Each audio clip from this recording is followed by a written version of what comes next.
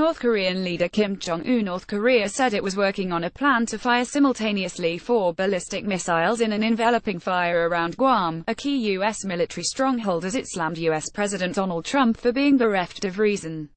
Sound dialogue is not possible with such a guy bereft of reason, and only absolute force can work on him, the official KCNA news service quoted General Kim Rak-gom of the Korean People's Army KPA as saying on Thursday. Trump this week stunned the world with a bold-faced message to Kim Jong-un, saying his country faced fire and fury like the world has never seen.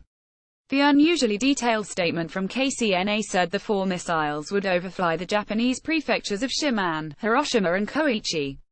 Defense Minister Itsunori Onodera said Japan could legally intercept a missile headed towards Guam. It was judged to be an existential threat to Japan.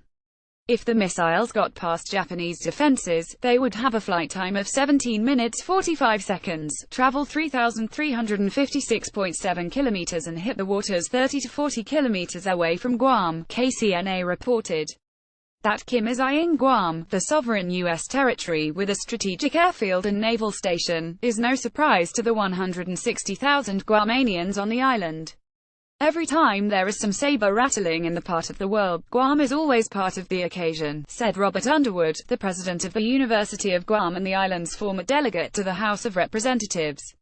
When you're from Guam and live on Guam, it's disconcerting, but not unusual, Underwood told the Washington Post. The governor of Guam, Eddie Barza-Calva, posted an address early Wednesday morning on YouTube, telling island residents not to worry.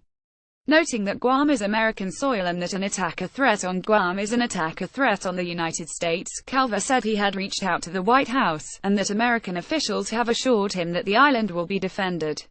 About 3,500 kilometers southeast of North Korea, Guam is on the edge of U.S. power in the Pacific. Its combined Navy and Air Force installation, Joint Region Marianas, is the home port for nuclear submarines, a contingent of Special Operations Forces and the launching point of flights for strategic bombers conducting rotational flights over Japanese territories and in the Korean Peninsula. Guam has been a strategic linchpin since Spain relinquished control to the U.S. Navy following the Spanish-American War in 1898. Japanese forces sped to the island following the bombing of Pearl Harbor in 1941 and captured it, subjecting its people to violence that some historians estimate to have killed 10% of its population. The island just celebrated its 73rd Liberation Day, commemorating the start of the U.S. effort to liberate Guam on July 10, 1944, Underwood said. Now, the island paradise relies on tourism and military activity to buoy its economy, which is marked by high unemployment. There have been recent efforts to grant Guam more control over its government, including support from the United Nations. Guamanians cannot vote for president in the U.S. elections, but they do vote for party delegates in primaries and have a non-voting delegate to the U.S. House of Representatives.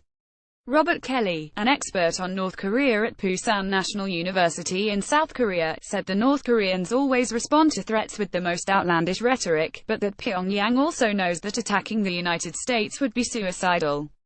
They're not apocalyptic ideologues like Osama bin Laden, willing to risk everything on some suicide gamble. Kelly said, North Korea has warned of strikes against the United States before. Last August, the country's foreign ministry said that all U.S. military bases in the Pacific would face ruin in the face of a loud and substantial attack.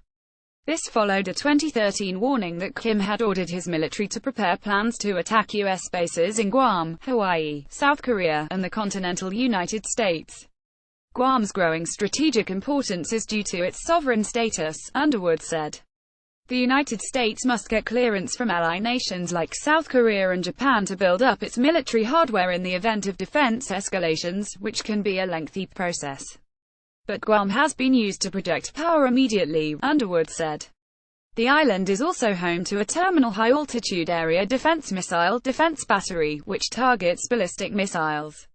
The presence of THAAD systems in South Korea has drawn consternation from Pyongyang and Beijing, which view the defensive system as an escalating presence.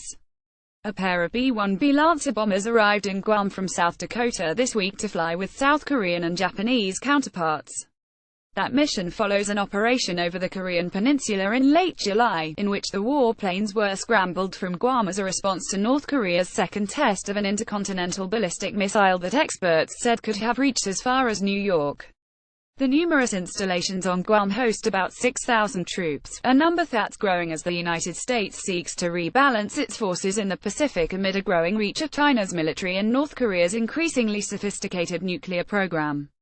In 2014, then Deputy Defense Secretary Bob Work said 60% of the U.S. Navy and 60% of combat air forces would be located in the region. Guam has always been a central part of our plans, certainly a central part of the Navy's plans, but now a central part of the entire Department of Defense's plans, he said at the time. That leaves an island of U.S. citizens watching the news closely as posturing escalates on either side of the Pacific. Madeline Bordallo, the island's congresswoman, said that North Korea's most recent threat to target Guam is dangerous and it further heightens tensions in our region. Underwood pointed out that most of the time the overheated rhetoric comes from North Korea. This time it's coming from the U.S. side.